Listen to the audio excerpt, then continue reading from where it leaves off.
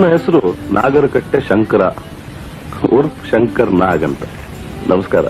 ಶಂಕರ್ ನಾಗ್ ಅವರು ಬರೀ ಸಿನಿಮಾ ಮತ್ತು ಮನೋರಂಜನೆ ಕಾರ್ಯಕ್ರಮಗಳಲ್ದಿರ ಆಗಿನ ಕಾಲದಲ್ಲೇ ನಮ್ಮ ಬೆಂಗಳೂರಿಗೆ ಮೆಟ್ರೋನ ತರಬೇಕು ಅಂತ ಕನ್ಸು ಕಂಡಿದ್ರು.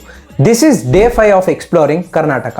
1980ನೇ ಇಸ್ವಿಲಿ ಶಂಕರ್ ನಾಗ್ ಅವರು 9 ಲಕ್ಷ ಖರ್ಚು ಮಾಡಿ ಮಲೇಷ್ಯಾ ಮತ್ತು ಟೋಕಿಯೋ ಅನ್ನುವ ದೇಶಗಳಿಗೆ ಹೋಗಿ ಮೆಟ್ರೋ ಬಗ್ಗೆ ತಿಳ್ಕೊಂಡು ನಮ್ಮ ಬೆಂಗಳೂರಿಗೆ ಮೆಟ್ರೋನ ಹೆಂಗ್ ತರೋದು ಅಂತ ಪ್ಲಾನ್ ಮಾಡ್ಕೊಂಡು ಬರ್ತಾರೆ.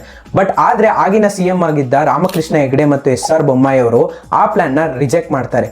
ಬಟ್ ಆದರೆ 35 ವರ್ಷಗಳ ನಂತರ ನಮ್ಮ ಬೆಂಗಳೂರಿಗೆ ಮೆಟ್ರೋ ಬಂತು. ಬಟ್ ಅದೇ ಯೋಚನೆ ಮಾಡಿ, ಆಗಿನ ಕಾಲದಲ್ಲೇ ಮೆಟ್ರೋ ಏನಾನ ಬೆಂಗಳೂರಿಗೆ ಬಂದಿದ್ರೆ ಬೆಂಗಳೂರು ಇನ್ನ ಎಷ್ಟು ಬೆಳೆದಿರೋದು ಅಂತ. ಸೊ ಇವಾಗ ನಾವು ನೀವೆಲ್ಲ ಗೌರ್ಮೆಂಟ್ ಕೇಳ್ತಾ ಇರೋದು ಒಂದೇ, ಇಷ್ಟೆಲ್ಲ ಮಾಡಿರೋ ಶಂಕರ್ ನಾಗ್ ಅವ್ರಿಗೆ ಯಾವ್ದಾನ ಒಂದು ಮೆಟ್ರೋ ಸ್ಟೇಷನ್ಗೆ ಅವ್ರ ಹೆಸರಿಡಿ ಅಂತ. ಸೊ ಇವಾಗ ಈ ವಿಡಿಯೋನ ನೀವು ಆದಷ್ಟು ಶೇರ್ ಮಾಡಿ, ಎಲ್ಲಿ ಗಂಟ ಅಂದ್ರೆ ಈ ವಿಡಿಯೋ ಗೌರ್ಮೆಂಟ್ಗೆ ರೀಚ್ ಆಗೋ ಗಂಟ.